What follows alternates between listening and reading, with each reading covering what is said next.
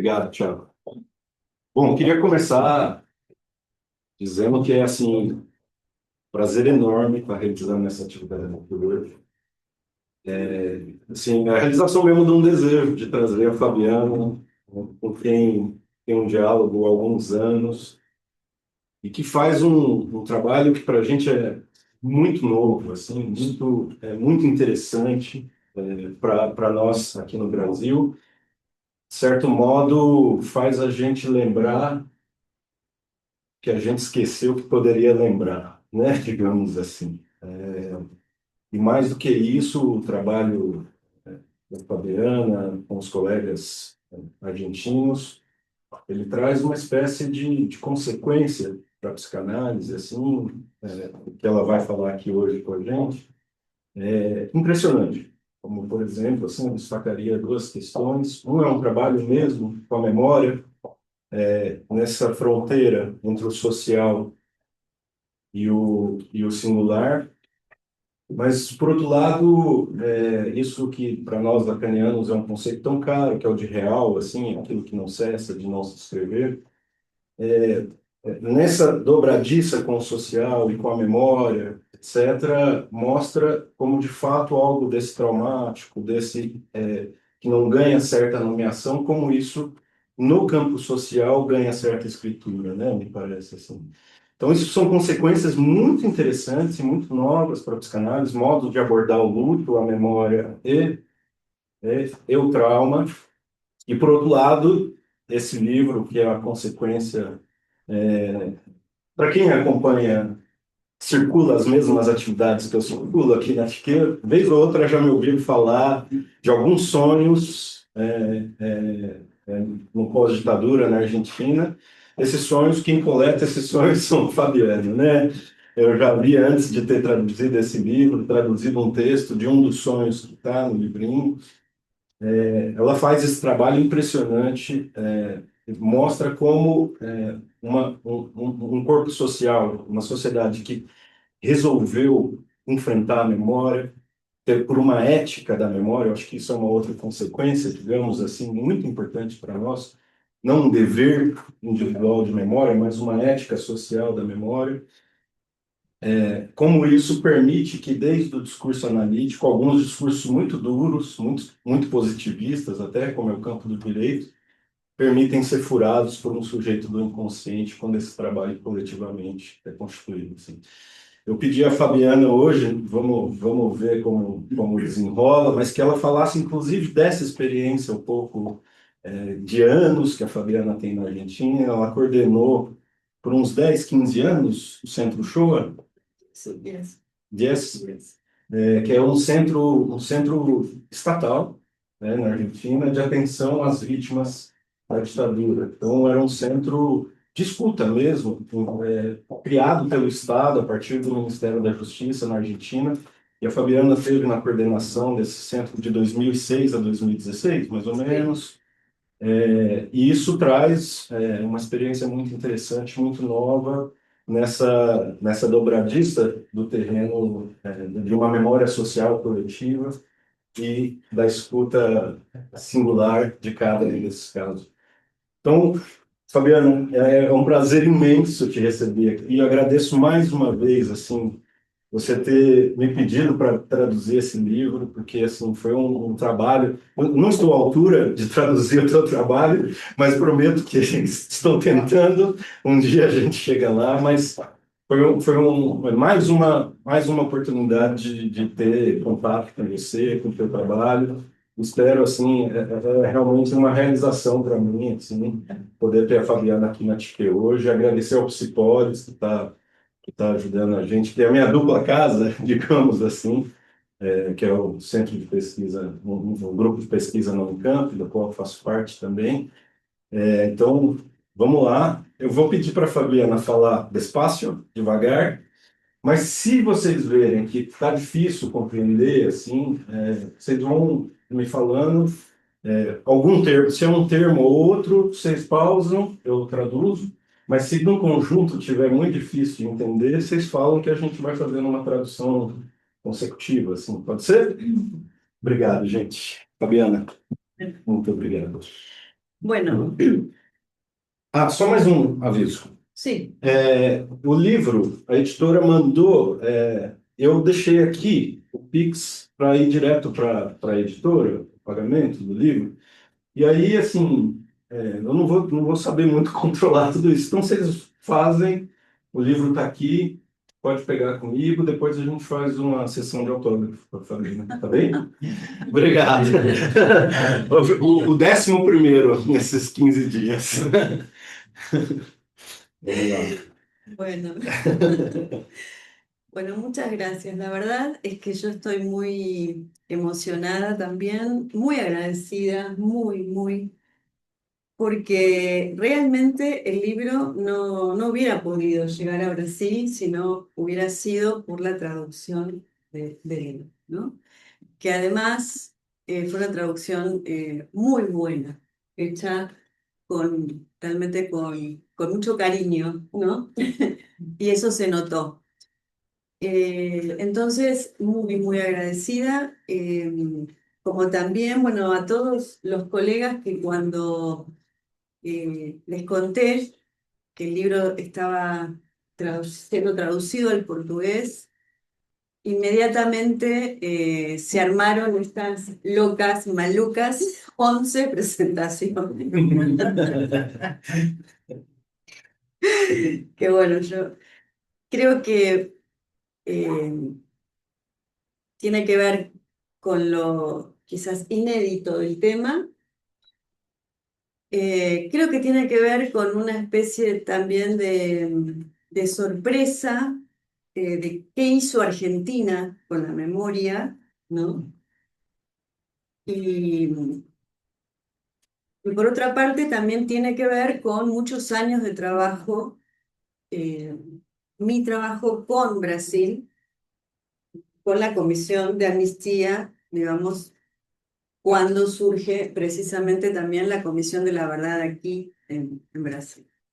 Entonces, todos esos cruces, todo el trabajo que hicimos en Argentina en los años 2000, que tuvo sus implicancias en Brasil, creo que todo eso ahora se articuló de una manera muy particular con este libro y también eh, en un momento en donde este libro viene a hablar de algo que ya no existe en la Argentina, ¿no? Sí. Justo sale en el momento en donde se destruyó todo eso, ¿no? Entonces tiene un efecto raro, un efecto especial, ¿no? Eh, y una gran pregunta, porque eh, creo que tengo que empezar por ahí, diciendo que realmente, así como lo que dice este libro es el producto de un trabajo de muchas décadas respecto de la memoria, respecto del deseo de memoria, como nosotros llamamos a lo que ocurrió con los acontecimientos traumáticos de la dictadura cívico-militar. Eh, es decir, cómo pudimos construir todo eso y ser incluso una referencia mundial, ¿no? Y, y de repente, Milei. O sea, es, eh, que además reivindica a toda la criminalidad, ¿no? Es decir, que es una reivindicación abierta a toda esa criminalidad. Y produjo un efecto de parálisis, de impotencia en todo, digamos, el resto de la sociedad que miramos azorados, increíble, no podemos, los ojos así, no podemos creer lo que escuchamos, ni lo que vemos, ni cómo se puede destruir toda esa política de memoria que nosotros estábamos seguros que tenía sólidas, ¿no? Digamos, estructuras, era sólida. Y todo el mundo creyó que era sólida, ¿no? Bueno, es decir, no hay nada no hay nada que esté garantizado nunca. Y creo que los psicoanalistas tenemos una, una ventaja en esto, que es, de algún modo, saberlo de antemano, ¿no? Es decir, desde Freud sabemos que, digamos, precisamente el núcleo de lo humano es la posibilidad de destruir todo, ¿no? Es la pulsión de muerte desencadenada como en este momento. No solamente por Milei, claramente, ¿no? Pero quizás Milei y Argentina son un ejemplo de cómo un país que articuló realmente y que pudo hacer otra cosa, que pudo construir un nuevo nombre en relación a lo que había ocurrido y por muchas décadas, eh, bueno, la contingencia, ¿no? Aparece la psicosis, la locura, eh, aparece, digamos, la monstruosidad, y todo el mundo quiere eso, aplauden eso. O sea, eh, digo esto porque además el domingo pasado hubo elecciones en la capital federal en Argentina, en Buenos Aires, y ganó el candidato de Milei, la ciudad más, ¿no? Intelectual, este, ¿no? Con un amplio sector bien pensante y demás, y ganó un candidato de Milei. Entonces, bueno, eh, en fin, digamos que esta primera cuestión me parece importante para volver un poco a lo que el psicoanálisis trae y que quizás a veces, hablando de sueños, despertares y cómo nos dormimos con nuestras propias producciones, creo que algo de ese efecto hubo en la Argentina. Nosotros estábamos muy fascinados también con lo que nosotros hicimos con eso. Y creo que nos dormimos en eso, ¿no?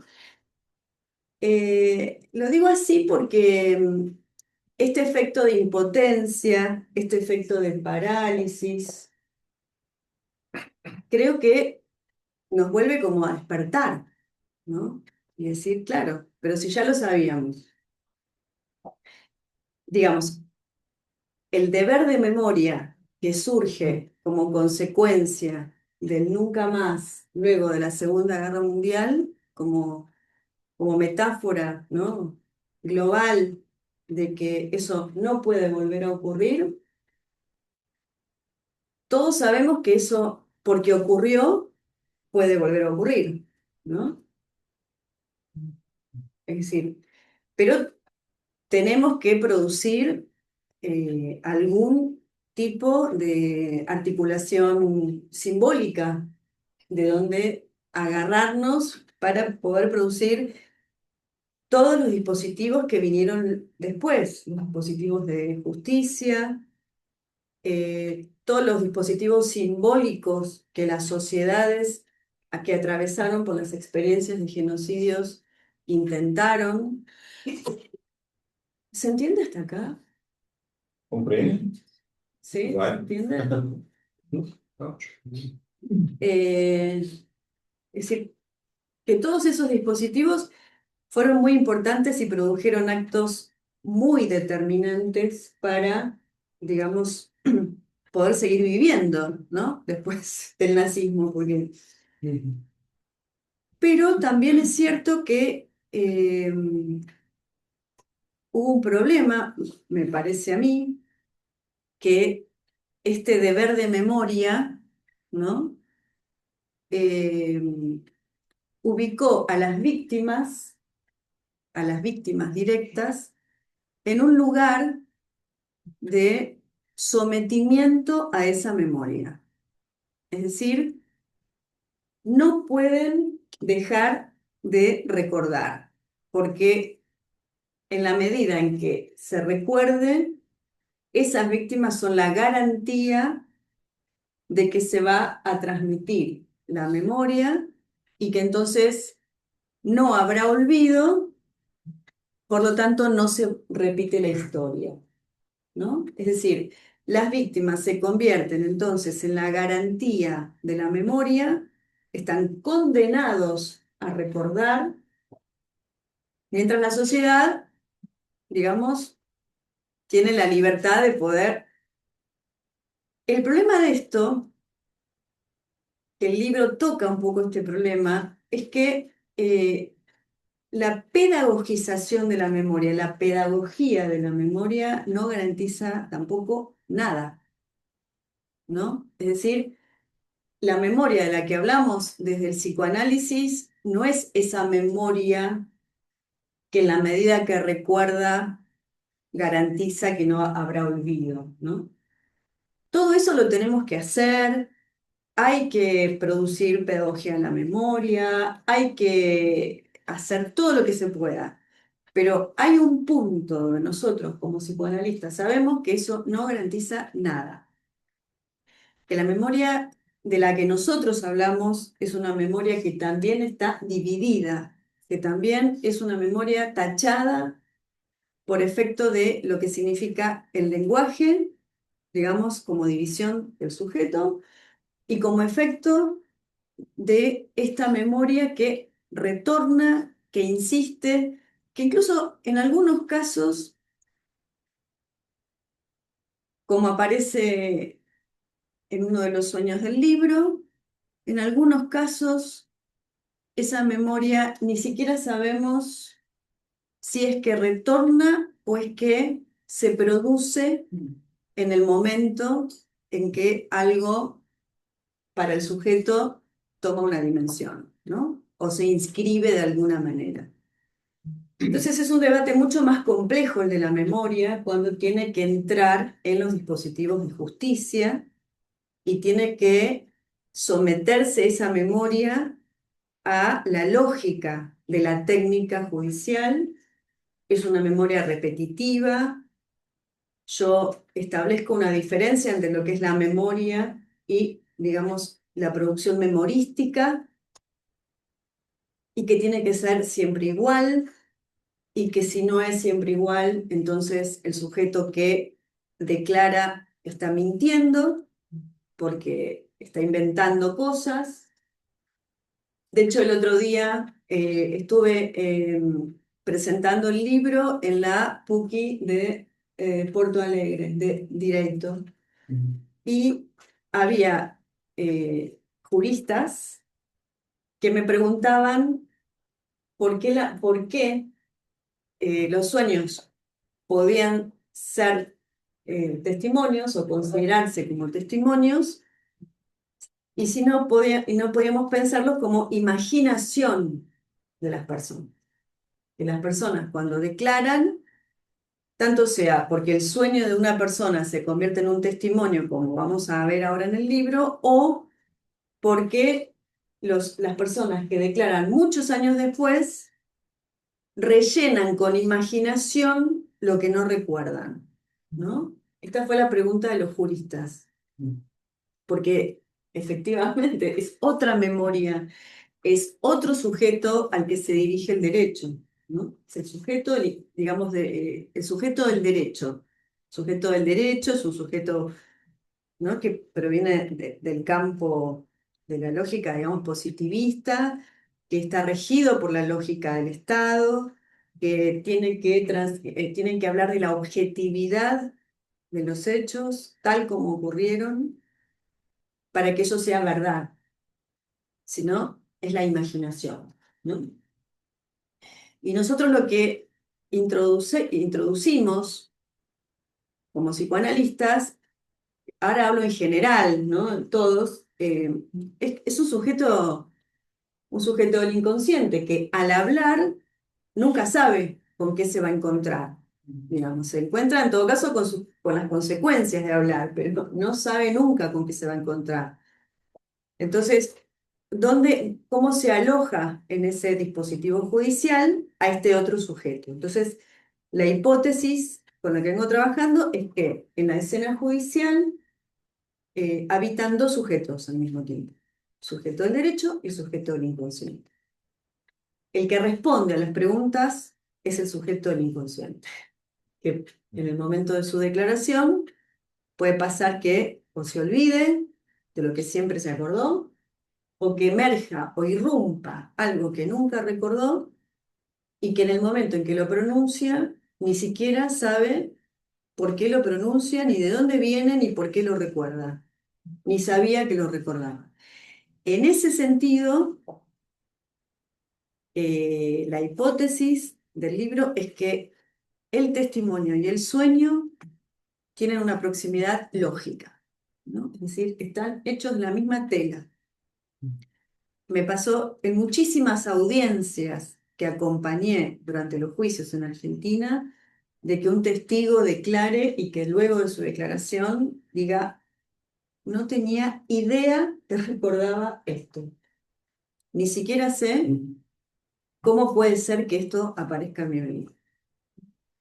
Entonces, la operación del olvido para el psicoanálisis no es de algo que está escondido, está, ¿no es cierto?, en otro lugar y que va a aparecer.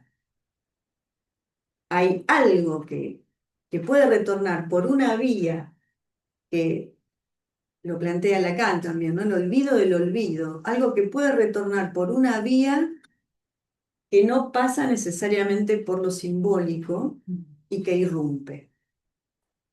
Y que aparece en muchas ocasiones con esta forma tan inquietante para la justicia, que es que alguien hable de cosas que retornan de algún lugar, desde algún lugar, y que tienen la digamos, la garantía de ser una declaración que se puede, en contexto con otras declaraciones, entender que efectivamente el sujeto del inconsciente no está mintiendo, ¿no? Si los jueces ponen siempre en relación a otras declaraciones si es verdad o es mentira lo que ese sujeto trae. De hecho, también es cierto que si lo pensamos a la inversa, nadie puede ser condenado por un sueño, ¿no? Es decir, todos nosotros soñamos cosas horribles, incluso tenemos sueños criminales, ¿no? Es decir, y deseamos cosas horribles y no coincidimos con nosotros mismos, ¿no? Y hay cosas que deseamos que preferiríamos no desear, ¿no? Si soñamos, bueno, cuando Freud habla, ¿no?, de la responsabilidad moral de los sueños, y hay que responsabilizarse de eso que uno no sabe, ¿sí? Pero que bueno, no queda más remedio que responsabilizarse, pero si nosotros, por contar un sueño, pudiéramos ser condenados penalmente, sería un problema. Todos estaremos. Todos presos. Quem sobraria? Quem que sobra? Entonces, digamos que, bueno, es importante. En las conversaciones de estos días me di cuenta que es importante marcar esta diferencia, porque si no parece que estamos en un delirio. Bueno, ¿cómo? ¿Un sueño? ¿Va a ser un testimonio? Esto, ¿no? Entiendo que necesita explicaciones esto, ¿no? Necesita algunas explicaciones. Pero bueno, Leo decía que era importante contar cómo llegamos a escribir esto, que puede ser incluso un delirio, ¿no? En un punto. Maravilloso. Es un delirio porque, de hecho, hay una persona en las redes sociales, que no sé, no conozco, que parece que es jurista, que cuando salió el libro en Argentina, puso que yo estaba delirando, ¿no? Dijo, Fabiana Rousseau delira porque no es posible que un sueño haya sido un testimonio. Pero resulta que lo que está puesto en el libro son extractos de sentencias judiciales. Entonces, bueno, Por suerte no, bueno, no sé si por suerte, pero no deliro. Eh, claro, entonces, digamos, lo que tiene de particular, y ahora explico un poquito, pero hago un corte, lo que tiene de particular estos tres sueños es que forman parte del acervo testimonial de los juicios en la Argentina, ¿no? Entonces, creo que se llegó muy lejos en la Argentina realmente, incluso en estos microdispositivos de justicia, ¿no? Es decir, se llegó muy lejos porque logramos que los jueces empiezan a escuchar a ese otro sujeto inconsciente, al menos un poco, no todos los jueces, no todos los fiscales, no todos los testigos. Por eso lo primero que hay en la justicia y en estos dispositivos cuando tocan las experiencias traumáticas es el no todo. Es el no todo. Si no, no tenemos esta lógica del no todo, no podemos pensar ninguna cuestión, ¿no? De hecho, cuando se pusieron en marcha los juicios en el año 2006, se reabrieron las causas para que se puedan juzgar a los responsables de los crímenes de Estado. Lo primero que le dijimos a los jueces, el grupo de psicoanalistas, éramos un pequeño grupo de psicoanalistas que estábamos trabajando dentro del Ministerio de la Justicia, digamos, en la Argentina, y dijimos, no se van a poder juzgar crímenes si no empezamos a entender que la justicia sola no puede escuchar lo que van a escuchar, ¿no? Es decir, no, los jueces no van a escuchar solamente lo que escuchan habitualmente en otro tipo de crímenes, ¿no? Crímenes por prostitución, por causas, digamos, de narcotráfico o ese tipo de cuestiones donde suele haber juicios, ¿no? De estas características, van a escuchar otra cosa, decíamos nosotros.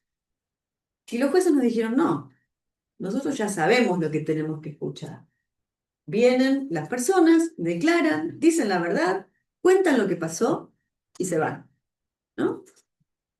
Claro, pero... Delirando. Claro, de hecho, los defensores de los criminales hasta el día de hoy siguen diciendo que los testigos mienten porque deliran. Porque ¿cómo se van a acordar de cosas que pasaron hace 40 o 50 años? Esos son los argumentos de la defensa. No se pueden acordar de eso. Están inventando cualquier cosa, ¿no? Entonces, E de quando eram bebês. ¿cómo? E de quando eram bebês. Porque as memórias, os sonhos eram de pessoas sequestradas quando bebês. Acho que é um detalhe interessante. Exactamente, sí. Eso es muy interesante porque esto abre todo otro debate que es eh, lo que decíamos antes. ¿De qué memoria hablamos nosotros? ¿Cuál es esa memoria que en realidad retorna, pero no podemos decir estrictamente que es un retorno? Porque una de las soñantes del libro, que es testigo, ella dice memoria inmatura. Ella dice, yo puedo contar lo que recuerdo desde una memoria inmatura. No tengo garantías de nada, pero todo lo que ella recordó o retornó o se inscribió o no se inscribió y retornó por la vía de lo real o retornó por la vía de lo que Freud plantea como lo ultra claro, eso que no pasa por lo simbólico tampoco, lo ultra claro, una reviviscencia, no una rememoración, ¿no? Bueno, eso que no se sabe de dónde viene, pero que cuando se pronuncia es desconocido para el propio sujeto que lo pronuncia, pero es conocido o hace sentido con quienes sí estuvieron presentes en esa escena. Entonces, esto para la justicia, imagínense, no tiene explicación. O sea, salvo algo místico. Bueno, ¿no? Como, Uhum. como, qué sé yo, y bueno, justo ahí. Só dá um. Sí, Esse caso que ela está falando é muito interessante, assim, porque que é um dos sonhos que está retratado de um bebê, uma criancinha de 11 meses, foi sequestrada junto com seus pais. Ficou presa num centro clandestino de detenção durante a ditadura. E aí, de repente, chamam ela para dar testemunho numa causa judicial que ela estava envolvida. E ela diz: Eu não sei de nada disso. O que eu sei é um sonho que eu tive dos 2 anos de idade aos 15. É a única coisa que eu sei. A minha história, tudo que vocês estão falando aí, não tem muito a ver com a história sobre mim que eu sei, que me foi contada, etc. E ela chega lá e declara esse sonho, né? Que é isso que ela está falando. O sujeito sequer sabia, né? Mas Uhum. passou ao largo e ela declara isso lá. É isso que a Fabiana está contando, né? que declara eso incluso sin saber que ella había estado en ese lugar. Cuando comienza el juicio por sus padres, su padre desaparecido y su madre, al revés, su padre asesinado y su madre desaparecida, ella va al juicio y recorre el lugar, el centro clandestino, con los sobrevivientes, con los testigos. Y ahí, además de recordar su sueño y darse cuenta que su sueño era ese lugar, ¿no? Por eso digo, tenía 11 meses, pero el impacto traumático, ¿no? De alguna manera, digamos, en algo se inscribió de un modo muy extraño, ¿no? Eh, y retornó en ella a través de este sueño. Pero cuando ella llega a ese lugar y recuerda su sueño, en ese mismo lugar se entera por los sobrevivientes que estuvieron con su madre cuando su madre estuvo en ese lugar, que su madre había estado con ella siendo una bebé en ese lugar. Ella no sabía que había estado en ese lugar. No es decir, por eso hablamos de una memoria, no es que ella se acuerda que estuvo en el centro clandestino con su mamá y que la torturaron, no se acuerda de todo esto. El sueño era y también hay una cosa interesante. Un sueño que ella nunca, jamás se preguntó por qué soñaba eso. Nunca. Lo soñó desde los 2 hasta los 15. Y si ella nunca se hubiera preguntado por este sueño, si nunca hubiera asumido la responsabilidad subjetiva de ese sueño, eso hubiera sido solo un sueño. Y nada más. Y nunca se hubiera enterado de su historia. Entonces, es muy significativo porque eso nos muestra que no es esa memoria es una memoria de los retazos, de los fragmentos, de los sonidos, de los colores, de las luces, ¿no? Ahora bien, hay tres, pero el otro sueño que tiene que ver con esto es genial, me parece increíble porque muestra las dos lógicas en juego, ¿no? Otra bebé de 5 meses, que es secuestrada con su mamá. Y dentro de un calabozo, de una cárcel, la separan de su mamá, la separan. Entonces, a ella la apropian, digamos, los genocidas, y a su mamá la matan, ¿no? Cuando ella declara muchos años después, ya con 35, 36 años, ella declara y cuenta ante el tribunal que ese momento fue tan traumático que ella nunca se pudo olvidar de que su mamá tenía puesto un pullover de color azul, ¿no? ¿Pullover? Sí, un pullover azul. Entonces dice eso ante el tribunal. Bueno, es un retazo de ese momento, ¿no es cierto?, traumático para ella. Y el juez le pregunta si entonces, ya que recuerda el color de ropa de su mamá, si puede relatar cómo estaban vestidos los uniformados, la policía que estaba en la celda en ese momento, ¿no? Es decir, la justicia no puede más que hacer entrar ese relato a su lógica y entonces, ya que recuerda el color azul, que diga cómo estaban vestidos todos ahí adentro, ¿no? Com 5 meses. Sí, ¿ves? Diría, São todos iguais. Todos interessam do mesmo jeito, tá? claro, es una cosa increíble porque es increíble porque por otra parte, eso es muy costoso para el testigo, porque el testigo eso no lo puede contestar. Eso, esa pregunta del juez es una pregunta que, digamos, fractura al sujeto en ese Violenta. lo violenta. ¿Por qué? Mm. Porque como no lo puede responder, porque no tiene idea por qué se acuerda del pullover azul, pone en tela de juicio, en sospecha, lo que acaba de decir, ¿no? Entonces, esto es algo que, digamos, la justicia no, que es la otra dimensión, nunca calcula, obviamente, bueno, no son psicoanalistas, son jueces, no estoy diciendo eso, ¿no? Pero que las palabras tocan al cuerpo del sujeto, digamos, y producen cosas muy complicadas.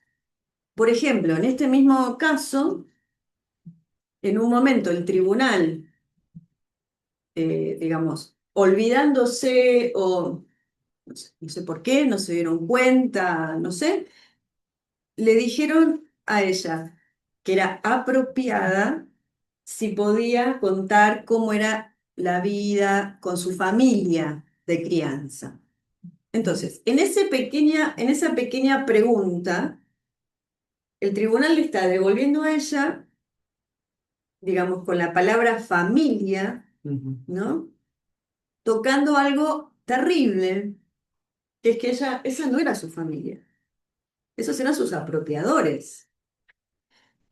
Sin embargo, después de haber esperado muchísimas décadas para declarar en contra de sus apropiadores, esa palabra que toca la justicia desencadena en ella un sueño insoportable, que justamente no es un sueño insoportable porque es un sueño de los recuerdos horribles de su infancia apropiada, sino todo lo contrario.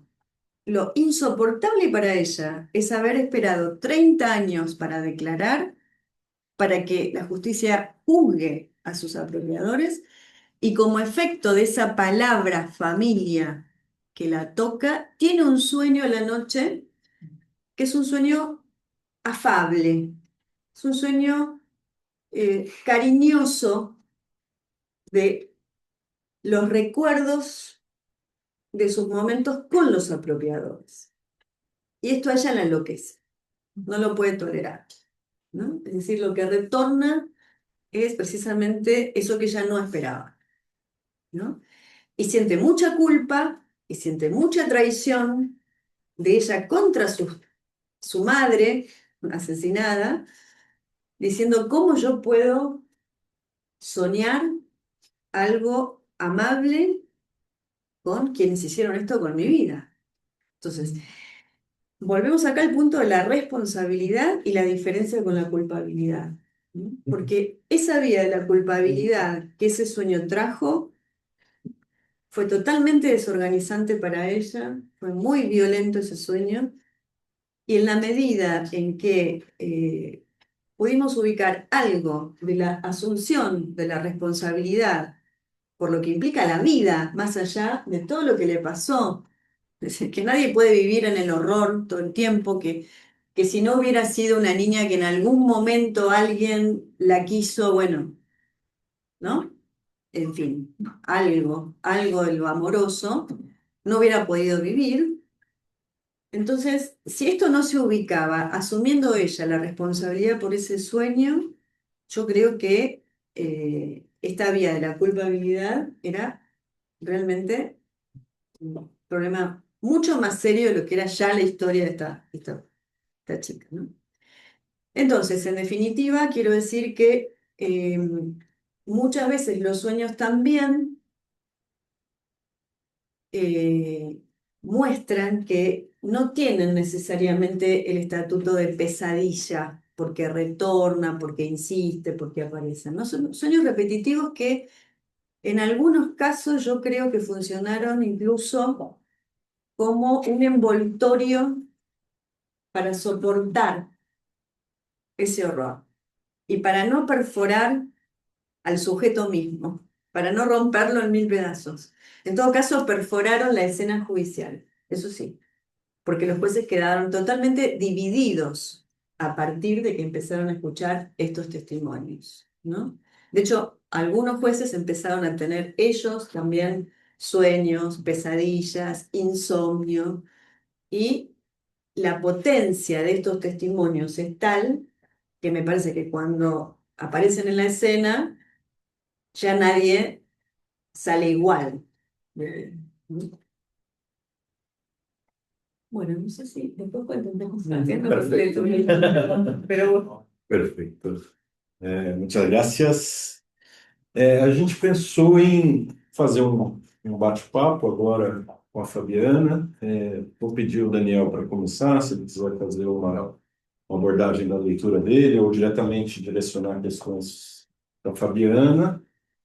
E depois a gente abre para perguntas do público. Tá bem? Gente, bom dia para todo mundo. Quero agradecer lá pelo convite de estar aqui para poder comentar esse livro, né? E desejar de primeira que é um trabalho necessário, acho, para a gente, e que eu acho que merece, necessita, acho que pensando um pouco no contexto que a gente está passando no Brasil, inclusive, agora, quando pensar a partir disso, no retorno do nosso recalcado, talvez a gente possa fazer outra coisa, né? Já que a gente não pôde, não conseguimos fazer o que eles fizeram com, né, as pessoas de 50 anos atrás, e que a gente pode fazer agora com os seus descendentes, vamos dizer assim, os seus herdeiros, né, com o que estão fazendo agora no Brasil, que tentaram fazer.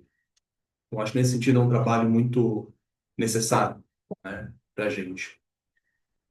Um segundo ponto que eu queria comentar, acho que como dá para perceber, é um trabalho denso, um trabalho muito denso, né, Fabiano? Esse é um trabalho, eu comentei com a minha companheira, minha esposa, é um trabalho que tem um peso de uma ditadura latino-americana mesmo, sim. Um trabalho que, apesar de, como vocês estão vendo, não é um livro longo, mas é um livro que demanda um trabalho de leitura lento. Né? Não é um livro que eu não tive conseguido, não tive essa experiência de sentar e ler ele de uma tacada. Você senta e lê um pouco, aí você para, aí você senta depois, dá um tempo, senta depois, lê mais um pouco e vai indo. Porque eu acho que esses sonhos que ela traz nesse livro,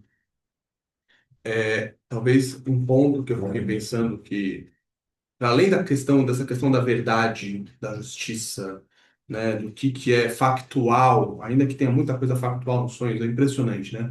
Eu acho que o que impressiona nesses sonhos são esses fragmentos de real que vão coincidindo, né, como algo exterior que retorna para o sujeito sem estar dentro do simbólico, mas que, né, tem esse caráter estranhamente familiar, né? Então, um dos sonhos que ela comenta é que, né, o sonho da Ângela, que é alguém que fala, mas esse lugar que você está descrevendo no seu sonho parece que existe.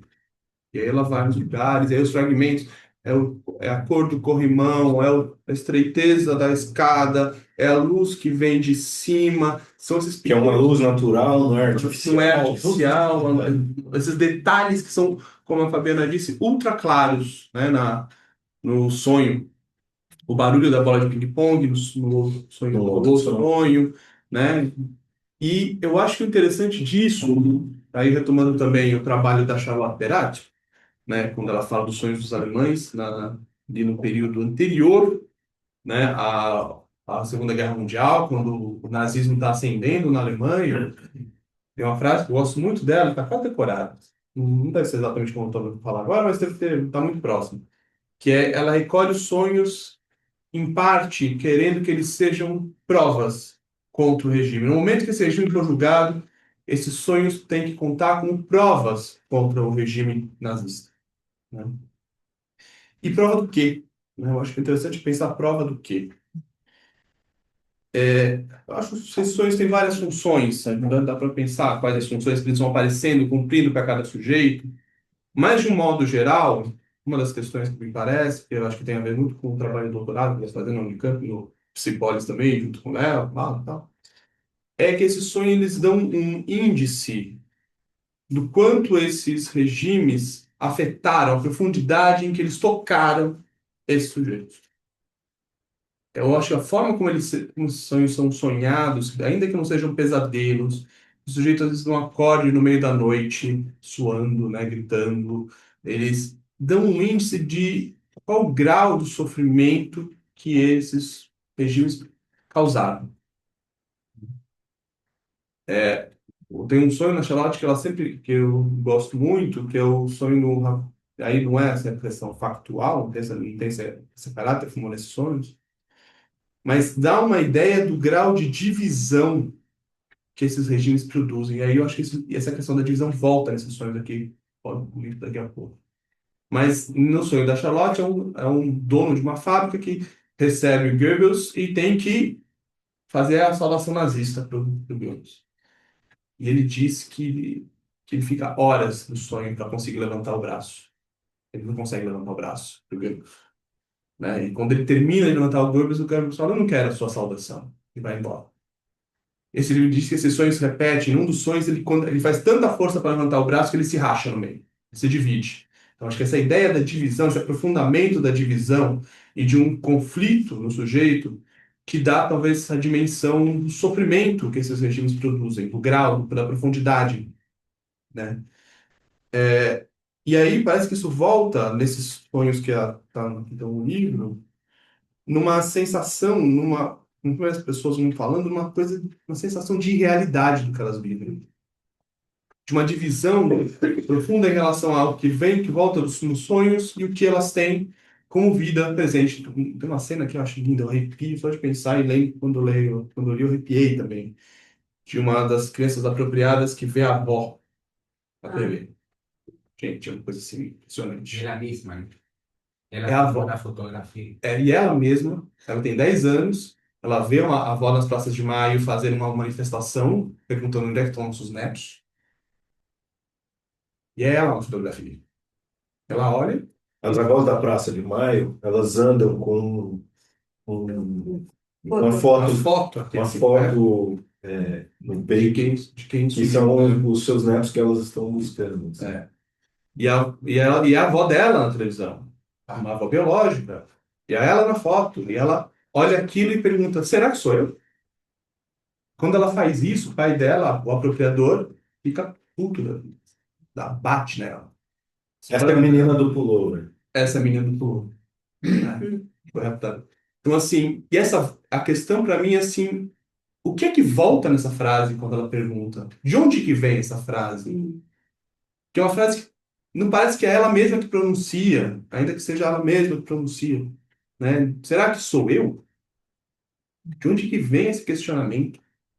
Né? Vem de uma pessoa que provavelmente ela teve contato com aquela avó, que alguma coisa ficou daquele contato, para olhar aquela senhora 10 anos depois e falar, será que sou eu? Então, assim, que divisão isso mostra pra gente?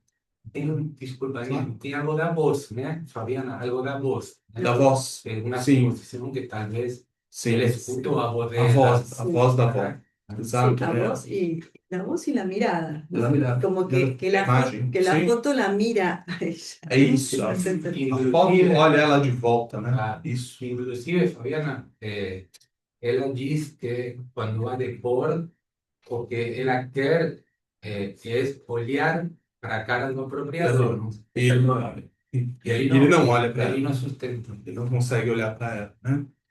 E aí, também acho que é interessante de entender como esses sujeitos eles são convocados em tudo isso a sustentar essa farsa. E aí essa coisa, todos eles têm essa coisa meio irreal, de alguma forma, essa sensação de que aquele não é o lugar, né? E a luta, né? O trabalho, o mestrado do Léo, depois ele comenta se ele quiser um pouco melhor, com certeza ele vai dizer melhor que eu, né? Mas a gente fala muito disso no mestrado dele, de alguém, hoje uma deputada, né, na Argentina, Vitória Montenegro, que fala desse processo da luta dela com a mesma para reconhecer esse fato, essa situação, isso na A história luta dela. para não saber, A inclusive, luta para que é não aquilo que saber. questiona ela, né? A luta para continuar não sabendo. E aí eu acho interessante essa convocação a uma coisa mais perversa mesmo. Do tipo, eu sei, mas ainda assim. Eu sei, mas, né, vou continuar sustentando isso, né? E aí eu acho interessante porque o sonho aparece em várias funções. Para ela aparece de outro jeito, parece uma função de nomeação. Para outros aparece como uma função de convocação do simbólico, diz que precisa ser nomeado, que precisa ser falado, né? Às vezes, então você tem, acho que essa convocação do outro de alguma forma, o sonho parece, né? Que é algo muito bem trabalhado pelo Paulo Endo aqui no Brasil, né? Ele fala muito sobre isso, Amigo da Fabiana. né? Fala muito sobre isso nos textos dele, né? Assim, da necessidade que o sonho, enquanto uma produção humana, ele faz de convocar o outro para ouvir, para participar, para compartilhar, para produzir junto. O sonho é sempre produzido numa relação com esse outro, né? Bom, gente, eu queria abrir uma questão que eu fiquei lendo o livro, que eu queria conversar com a Helena falasse um pouco mais, se não quiser comentar do meio do que eu disse, não tá. Mas é aquela, você comenta no texto que não são sonhos traumáticos. Aí eu queria que você falasse um pouquinho mais disso, assim, o que será que não, o que que não são? Porque tem uma questão da dimensão desse trauma, né, de alguma coisa que você perde, né, e especificamente todas as sonhos voltam na questão da perda da mãe, né, de algum jeito. O sonho da Ângela, né, Ele é um capeta? Não, tá- esqueci o nome da terceira moça, né, da Carla. Carla, Claro. isso. Né? Também tem a questão da perda da mãe, né? Então, assim, sempre essa... E que é uma dimensão comum, né? A mãe morrendo ou não morrendo, a gente perde a mãe em algum momento, tão cedo assim, a gente perde, né? Neto do Freud, lá no Fodá, tá aí para lembrar a gente que ele perdeu a mãe lá também, né?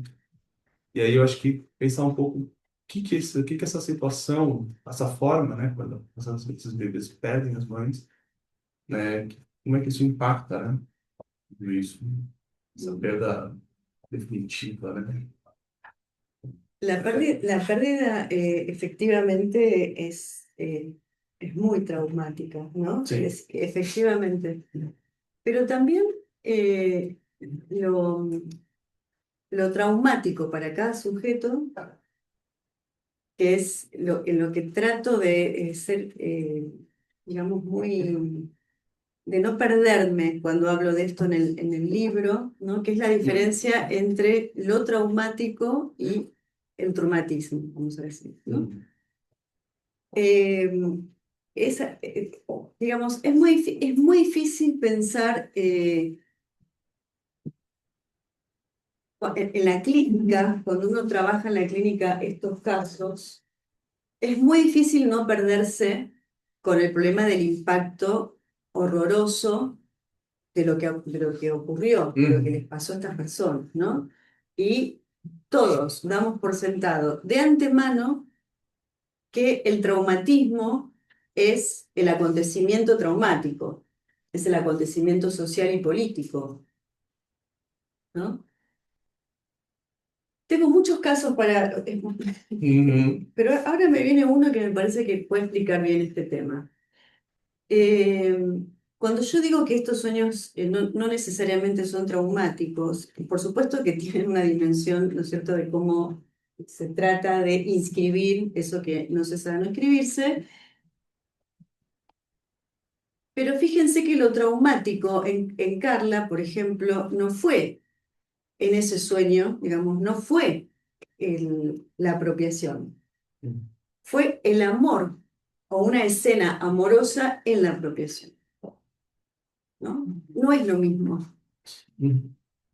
Entonces, cuando de entrada uno supone que lo traumático para ella es todo lo que le pasó, que es una historia que debe ser uno de los casos más horrorosos de la Argentina, porque le pasó de todo a esta chica, ¿no?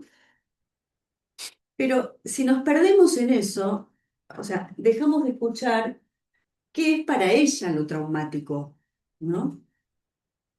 La pérdida de la madre, yo creo que en el marco del horror, del espanto de lo que vivió, es muy traumática para cualquier persona que pase por esa situación. Ahora, el traumatismo para ella es haber tenido un sueño donde reconoce una mirada amorosa del apropiador. Eso es para ella, ¿no? Eh, en el sueño de Ángela, en el sueño que mencionaba Leo antes, es un poco más claro porque no es estrictamente un sueño traumático, porque ella misma dice, ¿no? Yo no tenía, cuando soñaba estos sueños, no tenía miedo cuando me despertaba. Eran sueños extraños, eran sueños que decían cosas que no entendía, pero no sentía miedo. Como tampoco nunca sentí miedo, dice ella, por determinados sonidos o ruidos que la gente se puede asustar, y yo no me asustaba. Me asustaba de un sueño de un ruido que retornaba en el sueño en particular. Y muchos años después conoció su historia. Ella estuvo presente en el auto, que digamos que Carro. atacaron, en el carro, que atacaron con armas. eh, y mataron a su padre delante de ella, su madre fue herida y llevada con ella, siendo una bebé, al centro del planeta. O sea, toda esa escena ella no la recordaba, pero recordaba los ruidos. Sim, e um detalhe, porque ela foi criada com uma história de que ela, muito bebê, estava numa viagem com os pais, e que nessa viagem teve um acidente de carro, os dois morreram no acidente e só ela havia sobrevivido. E é importante essa questão do ruído, porque, por exemplo, não despertava nada nela um som de barulho, de acidente, um acidente que acontecia, não dava medo. Mas esse ruído do carro atacado, que voltava esse ruído pela via do sonho, o ruído da bala, o ruído da metralhadora, isso sim causava medo, né? Claro. Ou seja, ficava uma espécie de impasse na história que ela sabia, que foi contada, e aquela história que ela chama lindamente de memória imatura, né? E é memória imatura porque ela se faz a pergunta do sonho. Porque, como a Fabiana disse, tremendamente assim, poderia ser só um sonho. Mas em determinado momento, ela se faz a pergunta, ou seja, ela se responsabiliza por aquilo que ela sonha ao longo da infância e adolescência. Será que eu estive nesse lugar? Quando ela faz essa pergunta, será que eu estive nesse lugar? Ela assume o sonho como algo próprio. E a partir disso se transforma numa memória imatura, ou seja, algo que ela assume como uma memória que ela não sabe do que se trata, ela não faz ideia do que se trata, mas essa memória precisa ganhar corpo, digamos assim. Ela, ao fazer a questão, será que eu estive aí? Ela pergunta a um sujeito desconhecido em si mesmo. E ela dá consequências a isso, né? Ou seja, o que eu vou fazer com isso? Né? É isso que permite toda... É uma coisa... Es impresionante, es impresionante. Sí, Fala isso. sí, sí. Obrigado pela fala, Daniel, Stefaniano. Minha questão é o seguinte: há uma dúvida em relação a essas três, né, sonhadoras, essas três. Tem um sonhador que a gente não falou ainda. Sonhador, como é que se deu a eles perceberem que eles haviam sido apropriados, sequestrados, porque me parece que são sonhos onde eles não sabem do que se trata, né? Só depois que eles vieram a saber. O que fez, o que aconteceu na história ali para, por exemplo, da Ângela, parece que ela fez essa questão, alguns anos depois, parece que sou eu. Não sei qual foi a consequência depois para ela ir mais dar consequências.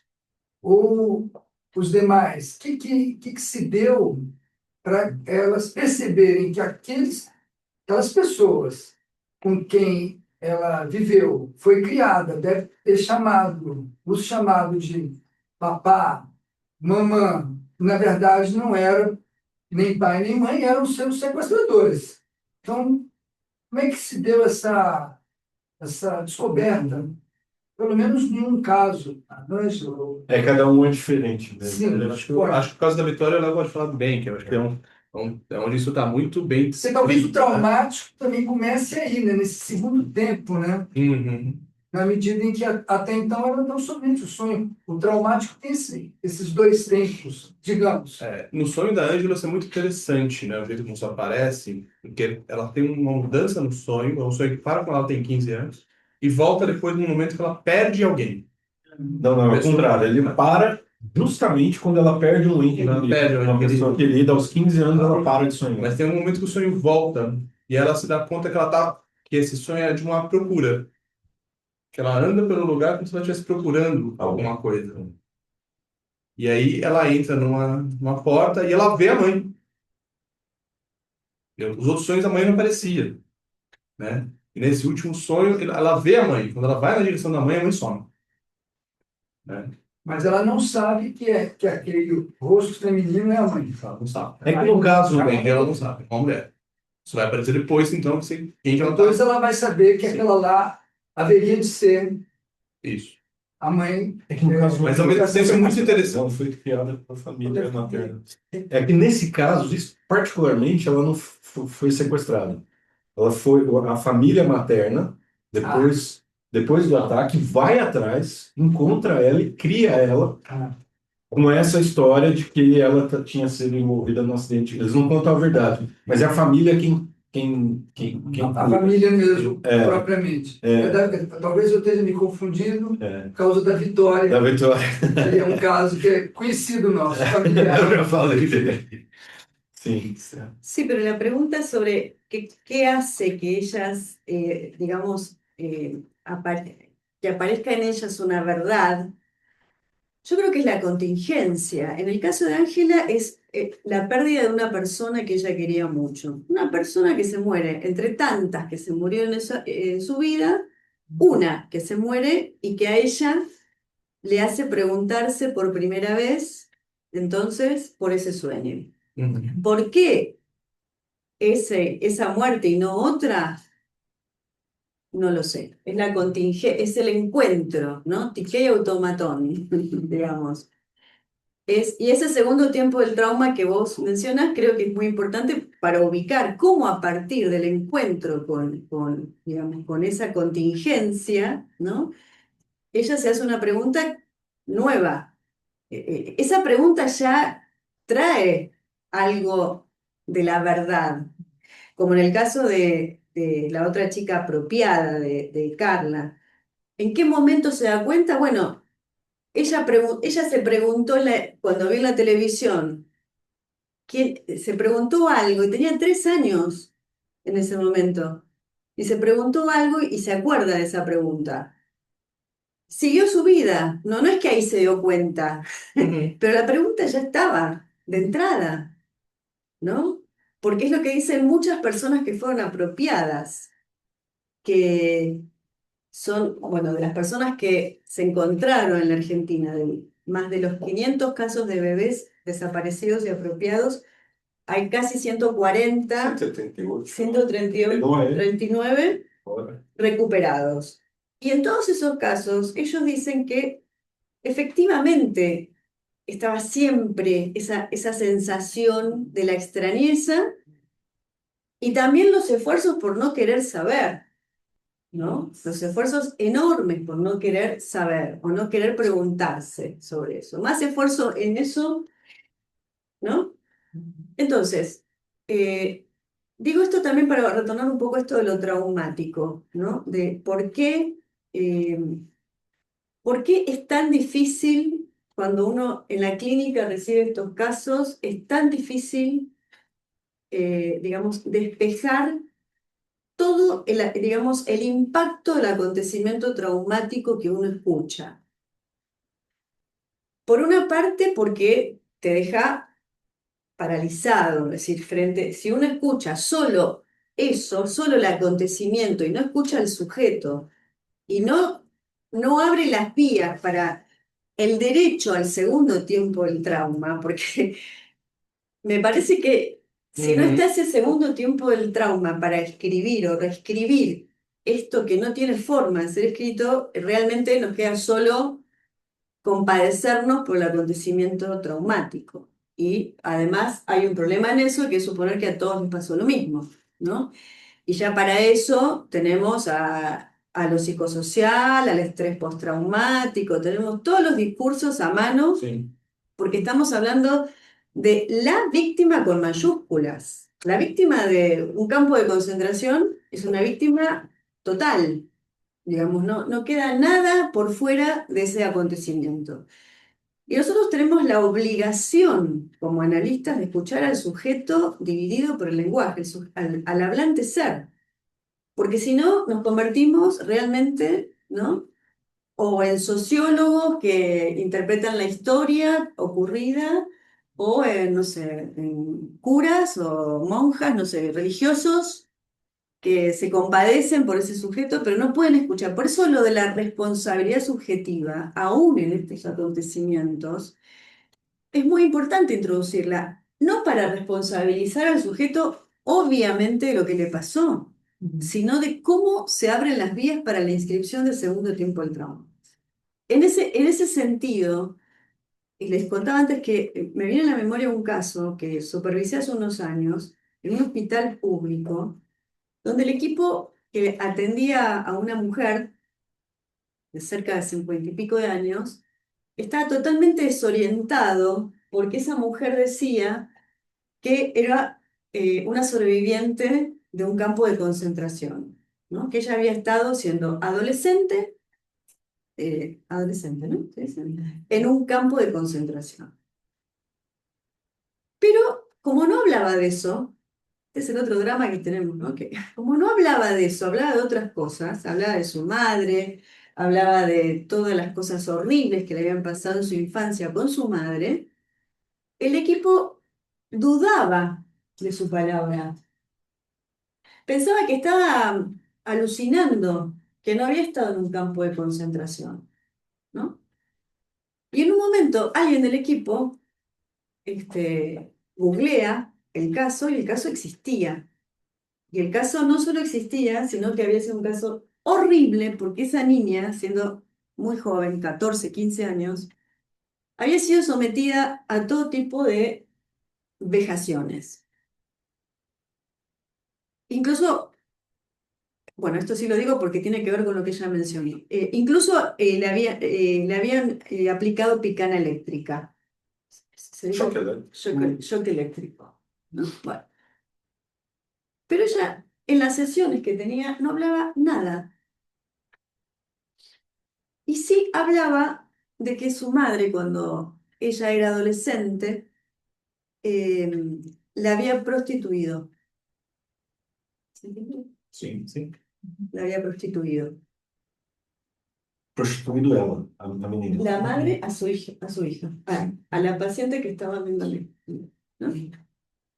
Bueno, entonces vamos a ver qué es lo traumático, cuál es el traumatismo para esta mujer, ¿no?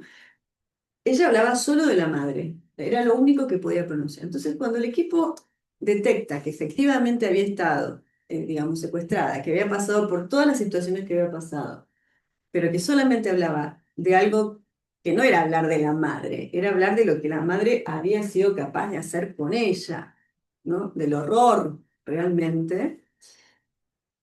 Me acuerdo que en la supervisión hablamos mucho de que en lugar de dudar de la palabra del sujeto, si estuvo, si no estuvo, qué le pasó, qué no le pasó, a nosotros eso en un punto no nos interesa.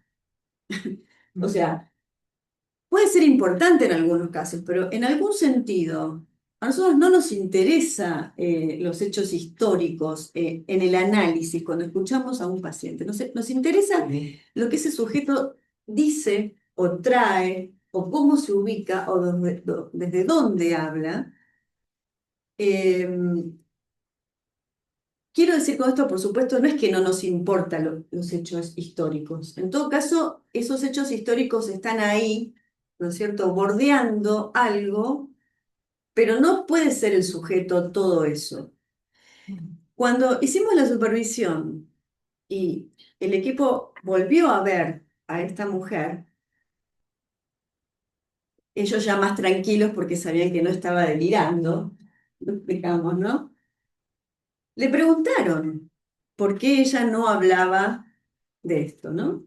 Y la posición de ella fue realmente una posición ética, digamos, muy importante, una mujer muy humilde, con muy pocos recursos simbólicos, que sin embargo estaba en una decisión ética de responsabilizarse, digamos, por lo que ella estaba diciendo, no por lo que le había pasado, y dijo, imagínese que al lado de lo que mi madre me hizo, ¿qué me puede importar el shock eléctrico?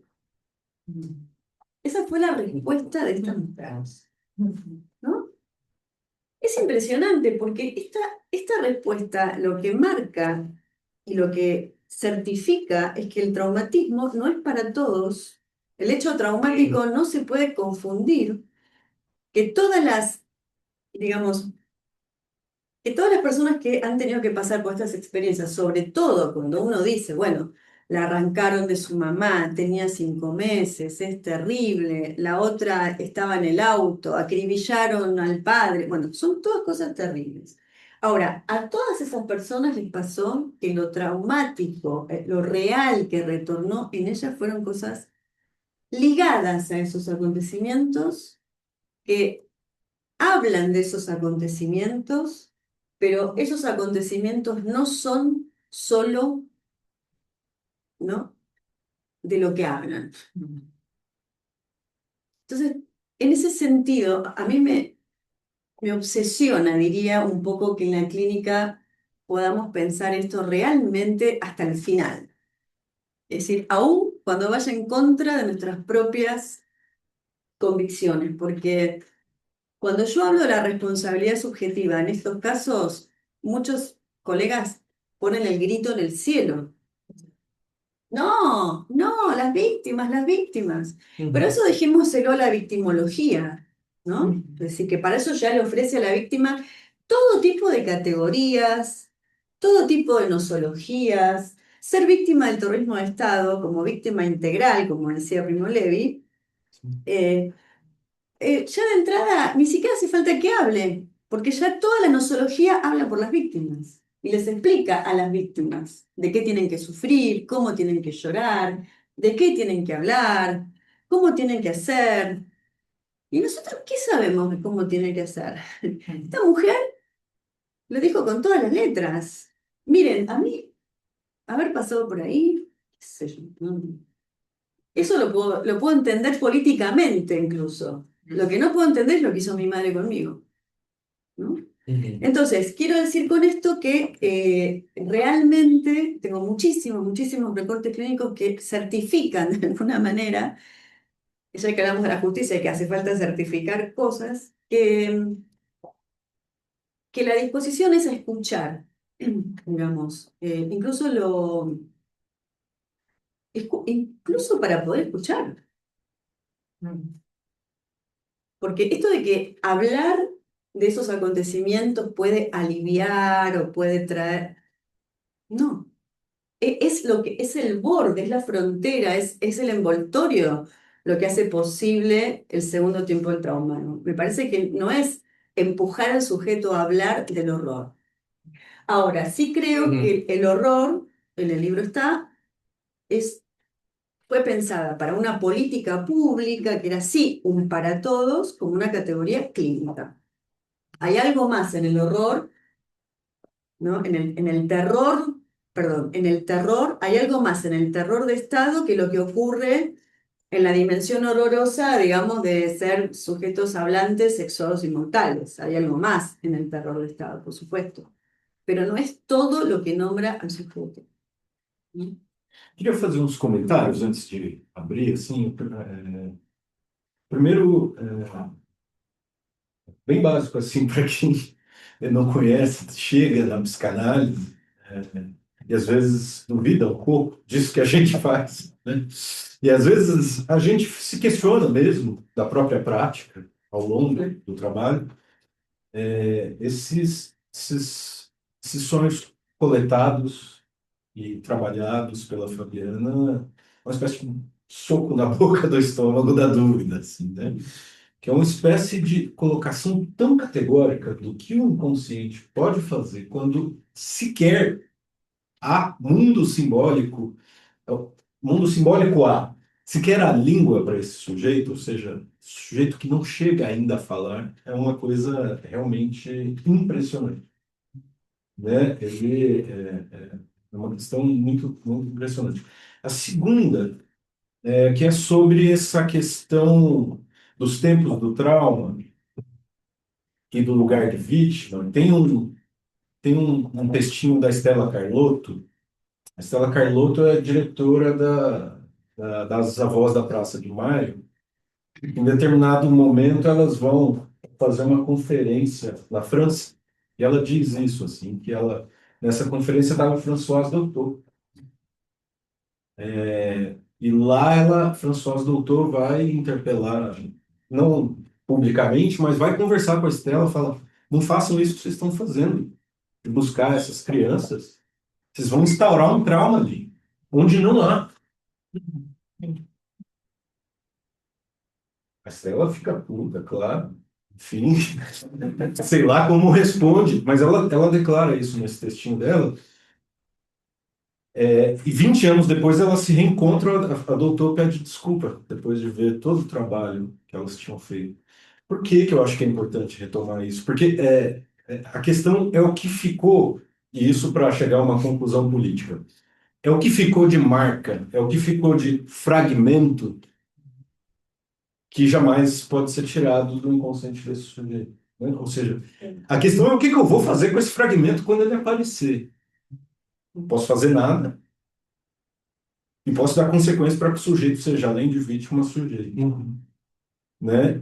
E eu acho que isso é um segundo, que eu acho que, assim, para mim, foi o mais contundente do que a Fabiana está dizendo justo agora, assim, que no livro está muito bem marcado, que é essa possibilidade, eu acho que isso serve clinicamente para a gente, assim, inclusive, que essa possibilidade de que a psicanálise abre de que o sujeito não seja, e ela coloca isso, a vítima com maiúsculas. Né? Se a gente fixa o sujeito nesse lugar, não há nada para você fazer. Ou seja, esse é um sujeito todo, né? A vítima. Quando ela diz que a gente deve escutar o sujeito, aí ela põe maiúsculo também, que é o sujeito do inconsciente, há alguma possibilidade de que o sujeito saia de uma posição em que a posição de a vítima deixa ela paralisada. De fato, o terceiro sonho, que a gente não falou dele, é um sonho de um rapaz que ele tinha, eu não sei a idade dele na época que ele esteve preso. 20 y pico, 30. E ele fica preso. No caso deles, ele não era uma criança, né, na época. Ele era um dos únicos que não eram. Era um militante que ficou preso num campo de concentração. Muitos anos depois, ele sai da Argentina, inclusive, vai morar na Espanha. E ele tem um sonho perturbador que não o deixa dormir durante 20 anos, que é nada mais do que uma bolinha de ping-pong pingando. É esse o sonho perturbador. Ele não sabe o que fazer com isso, sequer sabe muito bem do que se trata esse sonho. Ele tem que criar estratégias para dormir, ligar a luz, não sei o quê, para que esse barulho não o atormente a ponto de não deixá-lo dormir. Enfim, é uma espécie. O sujeito cria meios de tentar lidar com a perturbação que parece completamente inofensiva diante do que ele passou, por exemplo. Né? Ele sabe do que passou. A Fabiana usa ele próprio, né? Que usa o termo que estava como uma espécie de um caroço impossível de lidar, digamos assim, essa bolinha que pingava. E aí ele é chamado para vir à Argentina depor na justiça. E lá, isso eu acho que é muito interessante, assim, porque tem algo. Eu sempre pensei nisso quando eu li todos esses casos. Quando eu li, eu falo, tá, E se não há lugar no social para fazer algo com isso? Ou seja, se socialmente, se o Estado não se responsabiliza por isso, senão, tá bom, qual o destino desses sonhos? Eu sempre me perguntei sobre isso, assim, com todo caso que eu li, antes do teu livro, até coisas que eu ficava lendo sobre essa experiência. Tá, o que que se faz com isso? Porque se monta efetivamente, e aí sim é importante algo Sí. desse efeito coletivo de que há outros testemunhos que vão mais ou menos na mesma direção, cada um com a sua singularidade, de que há outros trabalhos, além do trabalho com o inconsciente, sendo feito ao mesmo tempo. Por exemplo, no caso dele, é muito importante a arqueologia forense, que faz as suas próprias pesquisas, independente do trabalho psíquico que se faça, por exemplo. Então, ele narra esse sonho perturbador que não deixa dormir, e efetivamente os arqueólogos forenses escavam o lugar onde era o centro clandestino onde ele ficou preso e encontram uma bolinha de ping-pong enterrada, digamos assim. Que é uma espécie de. Mas é muito louco, porque o que fica de memória perturbadora não é o horror, mas é o que está ao lado, que é um horror também. Mas essa coisa do sonho, essa coisa do sonho como uma espécie de deslocamento, mas também uma memória encobridora do horror, que se transforma no próprio horror do sujeito, mas que era essa coisa tão perversa, assim, é de uma perversão, que enquanto os sujeitos estavam sendo, todos aqueles que estavam presos naquele campo de concentração, estavam sendo torturados, ou escutando, e em algum momento você diz isso, né? Eu acho que o horror maior não é a tortura em si, que cada um deles sofria, isso diz muito, mas era o barulho do torturado ao lado, etc. Assim, né? E que no meio de tudo isso acontecendo ali, os militares que descansavam ficavam jogando numa sala ao lado bolinha de ping-pong. Né?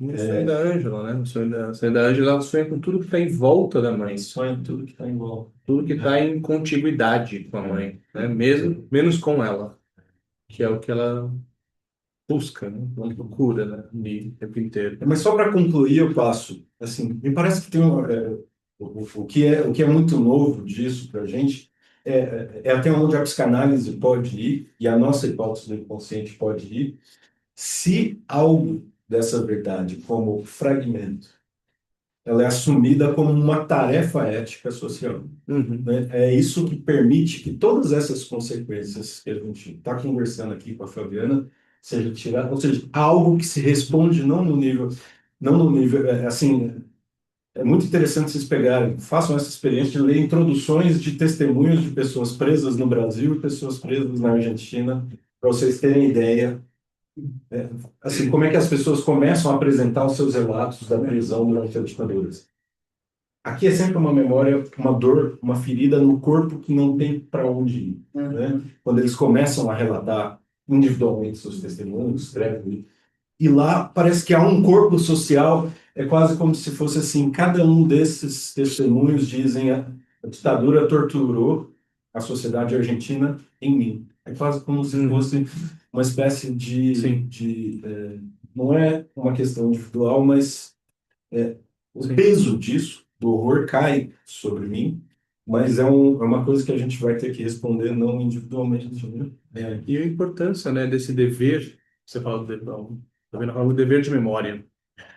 E o quanto que a ideia da vítima com V maiúsculo está ligada a esse dever de memórias. Porque é você que tem que lembrar. Você é o depositário da memória. Você tem que sustentar essa memória pelos outros. E ela está falando que parece que no momento em que esses sonhos constam dos autos, eles são transcritos nos autos, eles entram como parte daquilo, parece que esse dever de memória se desloca. Isso passa para outro lugar. O sujeito pode esquecer. Eu não preciso mais eu segurar, né? E acho que isso o Léo está dizendo, né? Desse espaço que no Brasil não tem. A gente não tem esse espaço onde um outro se responsabiliza por cuidar daquela memória. Assim, né? É isso. Como é que chama o historiador da arte? Que Marcelo. Não,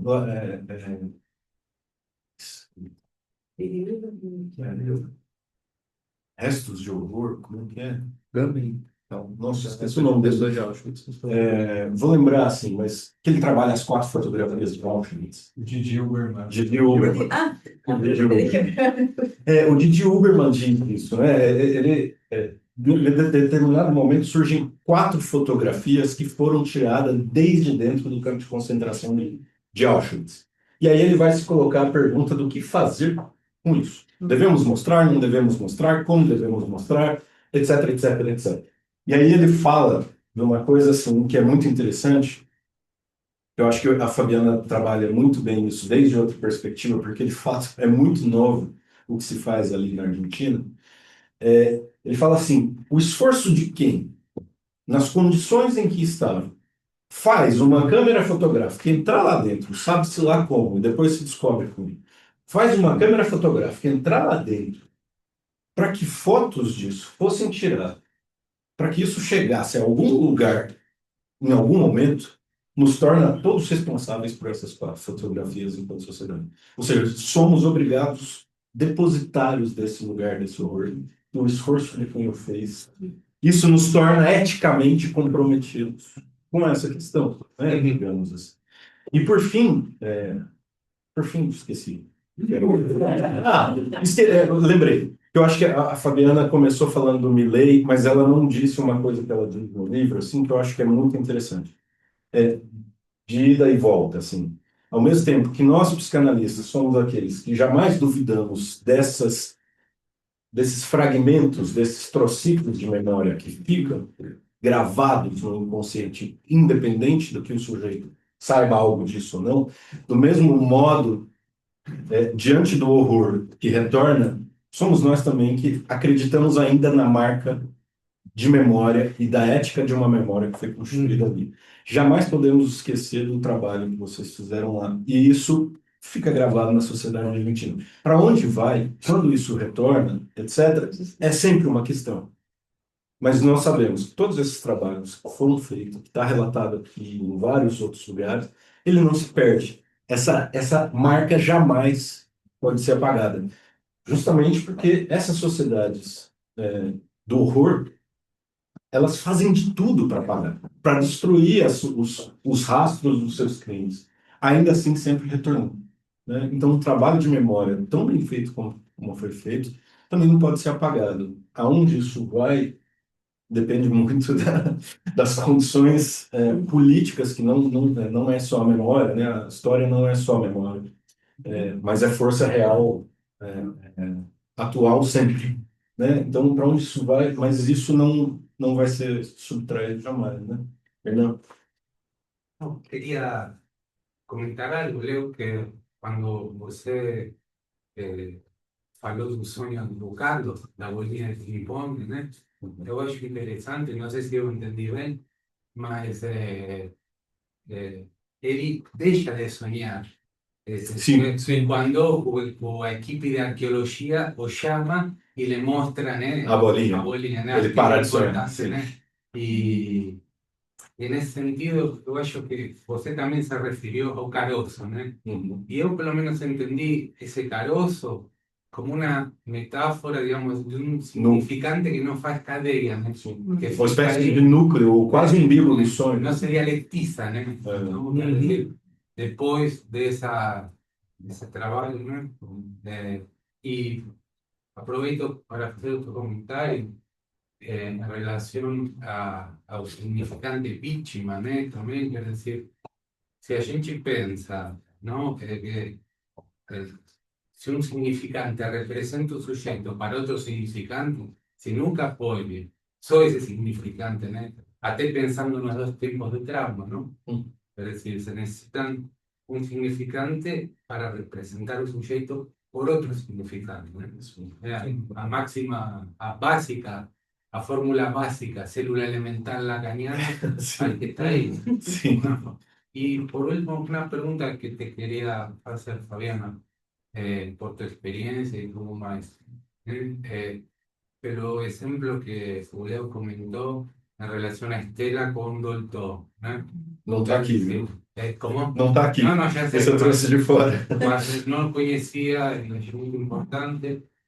Y mi pregunta es esta, digamos, pero que he entendido, el todo prefería, en principio pensó que era mejor Não mexer, no né? mexer con eso. Ahora, Fabiana, ¿se puede ejercer a paternidad y desde impostura? Entiendo, porque así es absurdo, ¿no? Quiero decir, até por todas las historias que a gente acaba conociendo, nunca, o prácticamente nunca, los apropiadores consiguieron, los apropiadores o las familias que, en fin, consiguieron ejercer ese lugar, ¿no? ¿O no? Es una pregunta. Bueno, eh, depende, depende. Primero porque es muy interesante pensar esto de cómo es ejercer ese lugar, ¿no? Ejercer ese lugar de la paternidad y de la maternidad, Sí, sí. ¿no? Eh, y qué pasó con cada una de esas crianzas. Es decir, crianzas, acá es niño, pero también me refiero a la forma de criar a esos Criação, niños. A criação. la criación. Em, Realmente en Argentina se dio una situación muy particular. Hubo casos de personas apropiadas que fueron testigos en juicios donde supuestamente tenían que ir en contra de sus apropiadores, ¿no? Y hubo algunos casos en donde esas personas apropiadas no declararon en contra de sus apropiadores, sino a favor de sus apropiadores y en contra de sus familias de origen, sus familias de sangre, ¿no? Hubo situaciones muy violentas en los juicios donde eso es insoportable de asistir, ¿no? Caso da Vitória, por exemplo. El caso de Victoria y el caso de otro nieto que directamente en el juicio, en la audiencia, amenazó con suicidarse, con matarse, si la justicia seguía usándolo como prueba a él, como prueba en contra de sus apropiadores. Una situación muy complicada. De hecho, tuvo un intento de suicidio después de declarar y la justicia nos llamó de urgencia. ¿Qué hacemos? ¿Qué hacemos con esto? Porque no sabemos si parar el juicio, si seguir el juicio. El juicio tenía que seguir, ¿no? Digamos. Bueno, y a la inversa, para pensar esto, cómo se ejerce la paternidad, a la inversa, ustedes saben que hace unos años atrás en Argentina surgió el colectivo de hijos de genocidas, quitándose el apellido de sus padres, declarando los juicios en contra de sus padres biológicos. Entenderam? Assim, são filhos dos militares que fazem um movimento, eles criam um movimento, filhos de genocidas, em que eles tiram os sobrenomes dos pais e declaram eles mesmos contrários aos seus pais, ou seja, uma espécie de inversão do que se esperava disso entre vítima e Claro. genocida. Y ahí surgió todo un debate inesperado totalmente en Argentina, porque en Argentina puede pasar de todo, puede pasar cualquier cosa. Un debate inesperado donde estos hijos biológicos, los hijos, digamos, ¿no?, de los genocidas, quisieron empezar a participar, y de hecho ahora lo hacen, en el movimiento de derechos humanos y se consideran ellos mismos víctimas de sus padres. Y los apropiados, víctimas reales con mayúsculas, en algunos juicios, fueron pocos casos, ¿eh? Estoy poniendo ejemplos muy extremos, ¿no?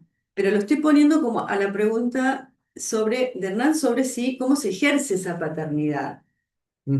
Y ahí entra todo este mundo en donde todo está trastocado, ¿no? Donde todo está trastocado, donde hemos visto situaciones.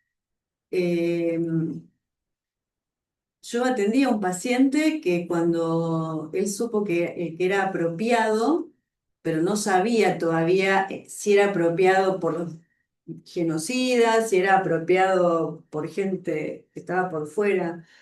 Cuando supo que era apropiado, él era abogado, trabajaba con temas de identidad en infancias. Tenía 50 años cuando le dijeron esto, y él me dijo, ahí me llamó por primera vez, me dijo, me dedico a esto hace décadas. Nunca en la vida pensé ni una sola vez que yo no era hijo de mis padres, ¿no? ¿Dónde estaba yo? Pregunta él, ¿no? Bueno, y ahí comienza todo un recorrido. Finalmente fue apropiado durante la época de la dictadura, pero no era un caso de la dictadura, era otro caso, distinto. Y estos padres no tenían tan mala voluntad, o sea, no no habían pasado por la ley, no lo habían adoptado legalmente, pero eran buenos padres con él, ¿no?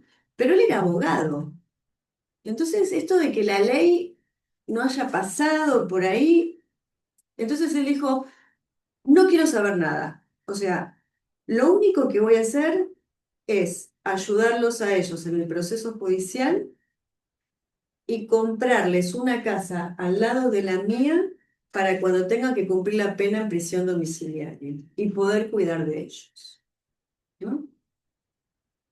A partir de eso, cuando él dijo, y acá se termina el tema, porque son mis padres y punto, ¿no? Es decir, ¿esos padres ejercieron o no ejercieron esa para él, ¿no? Estaban por fuera de la ley. E tem uma coisa que você diz no livro que é importante. É um ato do sujeito, o que ele faz com essa história do mundo, né? Exacto. Exige um ato do sujeito. É Exacto. claro que isso, né, vai ser muito de caso a caso da paternidade ou não, etc. Mas passar de um lugar a outro exige um ato do sujeito. Es un acto de sujeto. Y lo que sí me parece importante, retomando lo que decía Leo antes, es que efectivamente el Estado funcionó como superficie de inscripción para todo esto, porque justamente al haberse tomado como una política pública la identidad de todos los casos de las que buscan las abuelas de Plaza de Mayo, permite que el sujeto no tenga que quedarse a solas con esa decisión. Es un acto del sujeto y a su vez es un acto que si se produce, se inscribe en la superficie, digamos, que el Estado ofrece. Se acolhe isso, né? Exactamente. Exato. No queda suelto ese acto, ¿no? Sí. Esto es muy importante. Ahora, también tuve muchos años de paciente a una mujer que es la única sobreviviente de todo el plan Cóndor, que le apropiaron a su hijo, la única madre sobreviviente, porque después ninguna madre sobrevivió, fueron las abuelas las que buscaron a Sí. sus nietos. Ella es una madre sobreviviente uruguaya que apropiaron a su hijo en Argentina.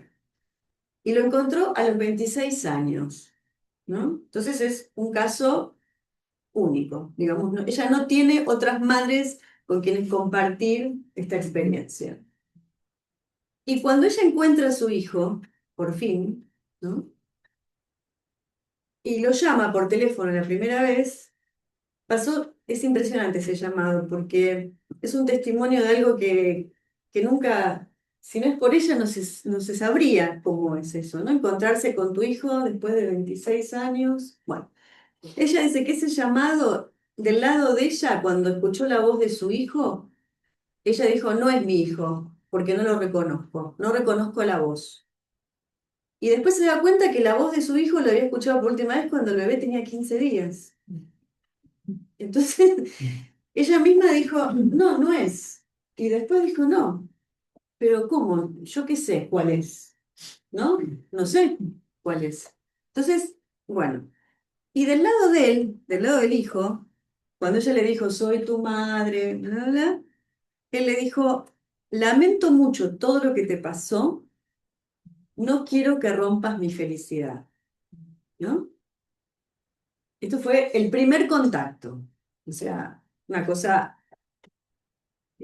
Acá vuelvo a esto de cómo hacemos para escuchar nosotros esto en una sesión y no perdernos, ¿no? Porque É uma loucura es una escuchar. locura escuchar eso, es una locura. ¿no? Sí. Eso es una locura escuchar eso. Y me acuerdo, ¿puedo contar esto? Claro. ¿Qué pasó en una sesión con ella sobre este tema? Ella estaba muy, bueno, finalmente iniciaron una relación difícil, muy difícil, pero iniciaron una relación, ¿no? Ella con mucho dolor, no solo de lo que había ocurrido, sino de encontrarse con un hijo que ella no reconoce, ¿no?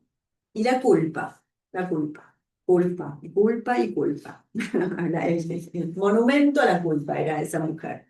No reconozco a mi hijo, no puede ser, no sé. Bueno. Eh, y por otra parte, estaba todavía con vida la apropiadora, todavía vivía la apropiadora. Entonces eran escenas muy duras porque cuando ella viajaba a la Argentina, iba a visitar a su hijo y su hijo invitaba también al apropiador, ¿no? Entonces nos podemos imaginar esa escena lo que puede llegar a ser, ¿no? Frente a esa culpa, yo me acuerdo que hice 2 intervenciones con ella, porque ya no sabía qué decirle, realmente no, no. Una fue que le hablé acerca de la resolución salomónica, ¿no? ¿Qué? La resolución salomónica, ¿no? Que es ese mito Salomón, donde en realidad hay 2 madres, una es la verdadera y otra es la falsa. Entonces dice, bueno, voy a partir el hijo por la mitad, sino para saber cuál es la madre verdadera, ¿no? Entonces, la madre verdadera dice, no lo parta, que se lo lleve ella, entréguelo, no lo parta. Y la otra dijo, pártalo por la mitad, mitad cada una. ¿Cuál es la madre verdadera? ¿Qué es lo que ella hizo cuando su hijo le dijo, no vengas a romper mi felicidad? Entonces yo le dije, acá hay una sola madre verdadera, ¿no? Que es la madre que soporta, digamos, que el hijo diga esto, que soporte seguir adelante con ese hijo y que soporte ir a visitarlo con la madre falsa, ¿no? En términos de Salomón. La otra cuestión es que por esos días había ocurrido un caso, fue también totalmente aleatorio, había ocurrido un caso en Italia donde se había dado a conocer que 20 años antes habían nacido 2 bebés el mismo día y se los habían cambiado a los bebés. Entonces las familias habían criado al bebé equivocado, ¿no? Y por algo que pasó, bueno, estas cosas que retornan del inconsciente, uno de ellos empezó a buscar, digamos, la historia, porque algo no les sonaba, ¿no? Y se dieron cuenta que esas madres habían criado a 2 bebés intercambiados y ninguna se había dado cuenta de nada. Los bebés son todos iguales. Nacen. Eso decía una de ellas, ¿sí? Son todos iguales. Entonces, Aqui se diz, todos têm cara de joelho. Ironías. bueno, y de hecho hubo, perdón, hago un link. De hecho, Sara, que es esta paciente, cuando empezó la búsqueda internacional de su hijo, que lo buscó por todo el mundo, el Parlamento Europeo hizo campañas de búsqueda, Argentina, en todos lados, le pidieron una foto de su bebé para buscarlo, porque en términos de campañas, si vos buscas a una persona, tenés que mandar la foto. Y ella dijo, yo no tengo una foto de mi bebé, si yo estaba clandestina. El bebé tenía 15 días, no tenía una cámara de fotos, se escapó del hospital de ella cuando nació su bebé, porque la perseguían, entonces no tenía una foto. Y entonces el diputado europeo que hizo la campaña le dijo, bueno, vamos a poner una foto de cualquier bebé.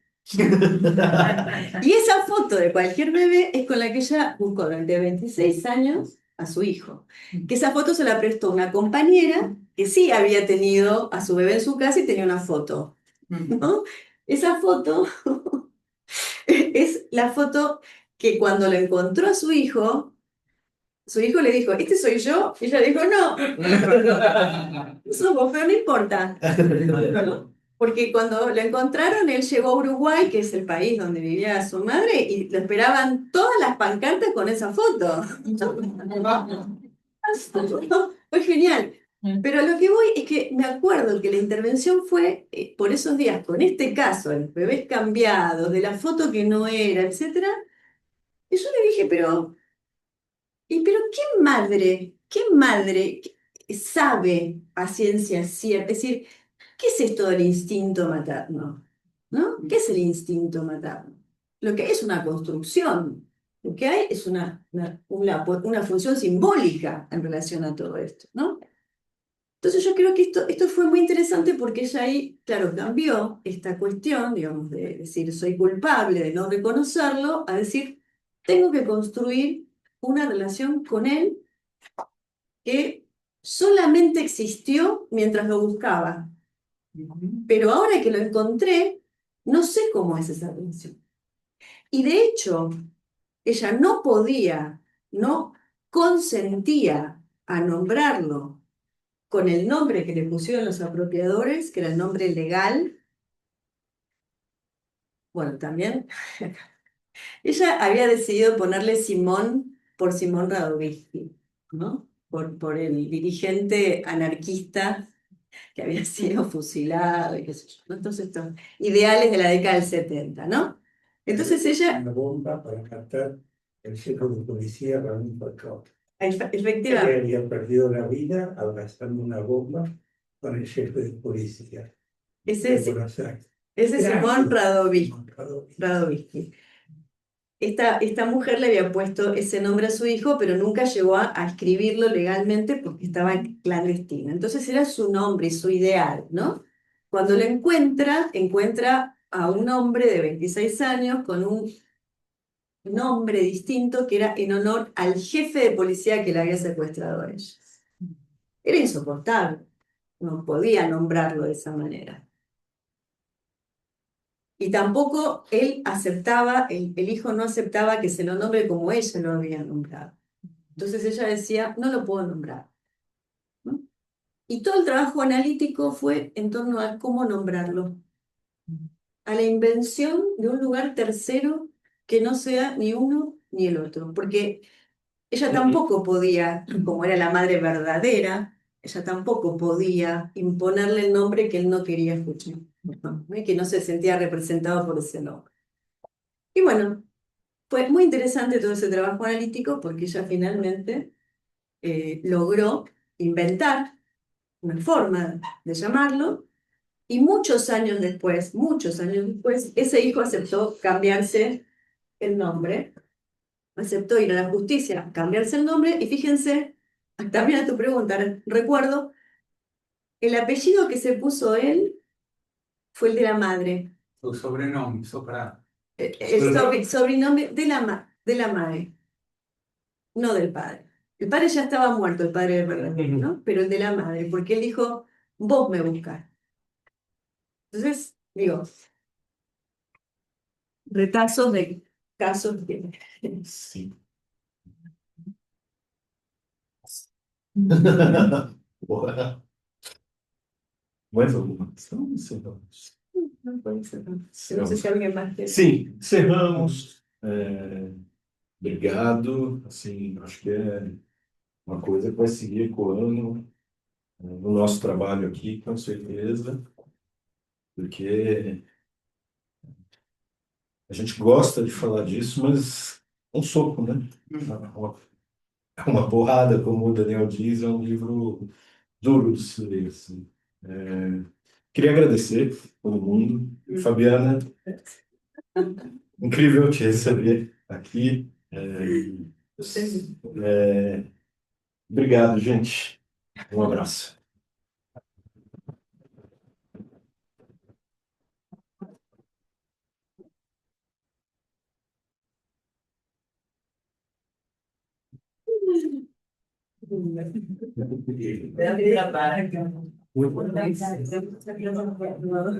Agradeço muito o trabalho. Agradeço muito. Escutando esse negócio. Como vai ser a gente vai fazer?